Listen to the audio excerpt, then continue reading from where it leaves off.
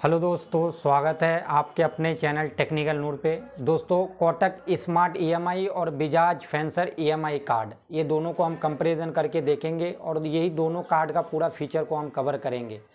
अगर अभी तक आपने हमारे चैनल को सब्सक्राइब नहीं किया तो चैनल को सब्सक्राइब करना, वीडियो को एक लाइक कर देना। तो दोस्तों, बढ़ते हैं टॉपिक के और दोनों कार्ड का हम डिटेल, इसमें दोनों कार्ड का फीचर कवर करेंगे डिटेल में। तो आप हमारे वीडियो में बने रहें, हो सके वीडियो थोड़ी लंबी भी हो सकती है। तो पहले नंबर पे हम बात कर लेते हैं कोटक स्मार्ट ईएमआई। तो कोटक स्मार्ट ईएमआई कार्ड आप ले कैसे सकते हो? अगर आपको बैंक सामने से ऑफ़र कर रही है तो ठीक है, आप ले सकते हो, नहीं तो आप खुद से अप्लाई करके नहीं ले सकते हो। और यहाँ पे ये चीज़ तो हमने क्लियर कर दिया कि आप खुद से अप्लाई करके नहीं ले सकते हो। बैंक अगर सामने से आपको ऑफ़र कर सकता है तो आप ऑफ़र कर रहे हैं तो आप ले सकते हो। यहीं पे अगर कोटक स्मार्ट ईएमआई का हम चार्ज की बात करें कि हमें कैसे चार्ज पे करना पड़ेगा, जो कार्ड का चार्ज होता है, जो कार्ड का फीस होता है, हम इस पॉइंट को भी क्लियर करते हैं इसमें। तो आपको चार्ज कुछ इस तरीके से देना है। किसी किसी केस में ऐसा भी होता है दोस्तों कि आपको 199 प्लस उसके ऊपर जो जीएसटी लगेगा ये आपको पे करना पड़ेगा। और दूसरे जो किसी किसी केस में ऐसा भी होता है 299 प्लस जीएसटी लग के आएगा, वो आपको पे करना पड़ेगा। बहुत ऐसा देखा जाता है जो मतलब बैंक के मतलब यानी कि करीब जो बैंक के साथ जिसका अच्छा रिलेशन है उसको अगर ये कार्ड ऑफ़र करता है, लिमिट उसको अगर प्री अप्रूव देखने को मिलता है उसमें, तो उसको ऐसे भी कार्ड ऑफ़र कर देता है कोटक महिंद्रा बैंक कि जी हम आपको फ्री दे रहे हैं, आप अब ये लिमिट यूज करो, हमें आपका कार्ड का कोई चार्ज पे नहीं करना है। तो उसको ऐसे भी मिल जाता है। तो ये तो 3 तरीके का लिमिट वो कस्टमर के बेस पे होता है कि कौन सा कस्टमर कैसा है, उसी हिसाब से वो चार्ज उसके ऊपर पे करता है। पे का मतलब चार्ज का जो भी उसका चार्जेस है वो उसी के ऊपर इसी हिसाब से लगाता है। तो ये तो कोटक का जो है चार्ज का भी क्लियर कर दिया हमने। अब यहीं दूसरे तरफ बात कर लेते हैं बजाज फेंसर ईएमआई कार्ड। तो बजाज फेंसर ईएमआई कार्ड कुछ इस तरीके से कार्ड काम करता है। हमारे पहला नंबर पे हम इसकी बात करेंगे ऑफलाइन। तो ये कुछ इस तरीके से ऑफलाइन, आप जैसे किसी शॉप में विजिट किए और उसको बताया कि जी हमें बजाज फेंसर ईएमआई कार्ड बनवाना है, तो 530 रुपये का जो कार्ड का फीस होता है, जो चार्ज होता है, वो लगेगा ही लगेगा आपको। और उसके साथ जो फाइल चार्ज बताएंगे वो आपको 1000 से 1200 के बीच में फाइल चार्ज होता है। ये सिर्फ मैं 4 चार्ज बता रहा हूँ। बजाज में एक चार्ज और भी लगा देता है जो कि बहुत ऐसे बंदे को बताया नहीं जाता है, वो होता है आपका इंश्योरेंस भी वो ठोक देते हैं उस पर। ये चीज़ भी होता है लेकिन बताते नहीं हैं, किसी किसी को बता भी देता है, किसी किसी को नहीं बताता है। तो 530 रुपये और प्लस जो फाइल चार्ज है वो आपको लग जाता है।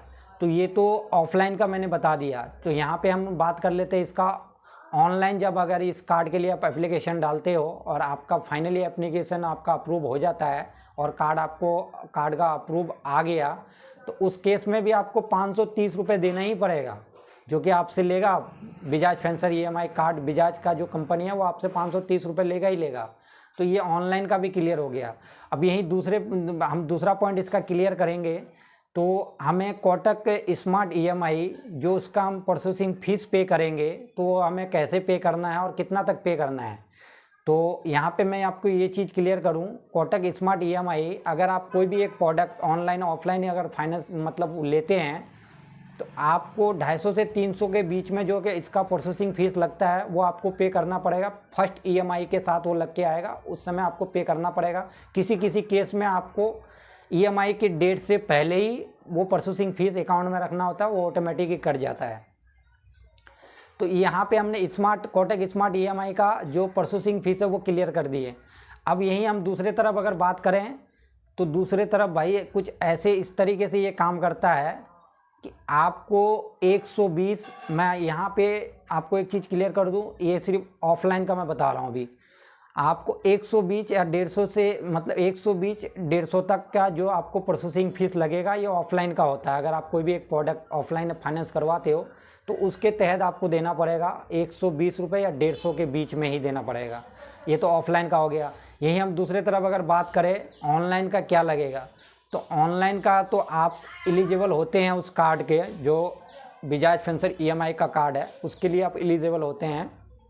3 ईएमआई जाने के बाद ही आप एलिजिबल होते हैं। उससे पहले आप फ्लिपकार्ट अमेज़ॉन में कहीं भी ट्राई करोगे तो वहाँ पे आपको लिखा आएगा साफ साफ नॉट एलिजिबल, यानी कि अभी आप ऑनलाइन के लिए एलिजिबल नहीं हैं।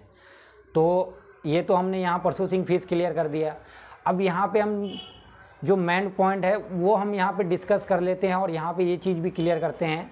तो यहाँ पहले हम इधर बात करते हैं कोटक स्मार्ट ईएमआई का। जो आपको लिमिट होता है वो ऑफ़र के बेस पे होता है, ना कि अप्रूवल के बेस पे। वो आपको जो ऑफ़र मिलता है तो वो ऑफ़र आपको हो सके 2 महीना भी रहे, 3 महीना भी रहे, 6 महीना भी रहे। तो ये बैंक के ऊपर डिपेंड करता है कि बैंक आपका ऑफ़र कितने दिन तक वैलिड रखता है। अब उसके बाद जब आप बैंक अपने तरफ से कभी भी उस ऑफ़र को क्लोज़ कर सकता है। तो ये तो लिमिट कुछ इस तरीके से कोटक स्मार्ट ईएमआई का। और दूसरे पॉइंट पे हम अगर क्लियर करेंगे, दूसरे पॉइंट को हम देखेंगे तो बजाज फिनसर्व ईएमआई कार्ड का, तो वो आपको अगर आपने कहीं भी कार्ड ऑफलाइन जाके बनवाया है तो आपको जो अप्रूवल के समय लिमिट आया वो आपकी लिमिट तय हो चुका है, आप उतना लिमिट आपका कार्ड का रहेगा ही रहेगा। हाँ, पर इसमें कुछ कंडीशन ये है, तो यहाँ पे हम इसका कंडीशन ये है, अगर आप कोई इसका ईएमआई बाउंस नहीं करते हो, कोई किस्त बाउंस नहीं होता है, तो इस केस में आपका जो लिमिट है वो रहेगा ही रहेगा।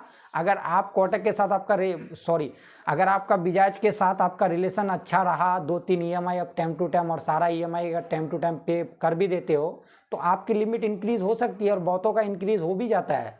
तो ये तो बजाज फिनसर्व ईएमआई का लिमिट का हो गया। हमने कोटक का भी एक तरफ क्लियर कर दिया, दूसरी तरफ हमने बजाज ईएमआई को भी क्लियर कर दिया। यहीं पे अगर हम देख ले कि कस्टमर सपोर्ट किस हद तक हमें मतलब किस हद तक कस्टमर सपोर्ट हमारा सही है, तो कोटक का कस्टमर सपोर्ट कुछ इस तरीके से काम करता है। अगर आप उसको कॉल करते हो तो आपका जो है बिना ज़्यादा टाइम ख़राब नहीं होता है, तुरंत ही कॉल उसके साथ कनेक्ट हो जाता है। और यहीं पे अगर हम बात करें बजाज फिनसर्व जो कस्टमर सपोर्ट है, तो इसका कस्टमर सपोर्ट में आप जब भी कॉल करोगे, आप रजिस्टर्ड नंबर से कॉल करोगे तभी आपका कॉल कनेक्ट होगा। वो भी उतना जल्दी नहीं होगा, थोड़ा आपको उसको टाइम देना पड़ेगा, तो आपका कॉल फाइनली उसके साथ कनेक्ट हो जाता है। तो एक तरीके से अगर देखा जाए कि दोनों का, मैं मतलब दोनों को गलत नहीं कह सकता हूँ, दोनों का कस्टमर सपोर्ट अपने अपने जगह सही है। और अगर आपको दोनों का कस्टमर केयर का नंबर चाहिए तो मैं नीचे डिस्क्रिप्शन में मेंशन कर दूंगा, वहाँ से आप दोनों का निकाल सकते हो, बात कर सकते हो। जिसको भी अगर कोई ऐसा शिकायत है तो कस्टमर केयर से आप बात करके अपना समस्या को हल कर सकते हो। तो अब ये तो हमने यहाँ पे कस्टमर का भी क्लियर कर दिया। दूसरे तरफ अगर हम बात करें स्मार्ट ईएमआई का, जो हमें कितना इंटरेस्ट रेट कितने मतलब पे करना पड़ेगा, तो यहाँ पे मैं आपको यहाँ पे एक चीज़ क्लियर कर दूँ। जहाँ तक रेट ऑफ इंटरेस्ट की बात है, तो रेट ऑफ इंटरेस्ट वो आपके ऊपर डिपेंड करता है कि आपने कितने महीने के लिए, 3 मंथ, 6 मंथ, 9 मंथ, आपका ईएमआई का टर्नओवर किस तरीके से है, उसी हिसाब से आपके ऊपर रेट ऑफ इंटरेस्ट लगेगा। तो यहाँ तो कोटक स्मार्ट ईएमआई का जो रेट ऑफ इंटरेस्ट है, हम अगर फॉर एग्ज़ाम्पल इसको समझे, अगर आपका 3 मंथ के लिए 400 रुपये रेट ऑफ इंटरेस्ट बनता है, तो आप उसको अगर 6 मंथ के लिए करोगे तो आपका 800 बन गया। अगर उसको 9 मंथ के लिए करोगे तो आपका मतलब वही 1200 बन गया। तो ये आपके ऊपर डिपेंड करता है। तो ये तो कोटक स्मार्ट ईएमआई का जो रेट ऑफ इंटरेस्ट है वो हमने क्लियर कर दिया। यहीं दूसरी तरफ हम देख लेते हैं बजाज ईएमआई कार्ड का जो रेट ऑफ इंटरेस्ट है उसका भी सेम ही है, थोड़ा बहुत ऊपर नीचे हो सकता है, लेकिन रेट ऑफ इंटरेस्ट सेम है। वो तो आपके ऊपर डिपेंड करता है कि ना आपने कितने महीने के लिए कितना टर्नओवर किया है ईएमआई का, उसी हिसाब से आपके ऊपर रेट ऑफ इंटरेस्ट चार्ज किया जाएगा। तो यहाँ पे दोस्तों कि हमने दोनों कार्ड को कंपैरिजन करके देखा और फाइनली हम इसको अगर देखें कि कौन सा कार्ड हमें लेना चाहिए और कौन सा नहीं लेना चाहिए, तो मेरा अगर सजेशन आप देखोगे, और मैं आपसे यही कह सकता हूँ कि जो मेरा खुद का एक्सपीरियंस है, आप बजाज फिनसर्व के तरफ से अगर जाओगे तो ये आपके लिए बेहतर है।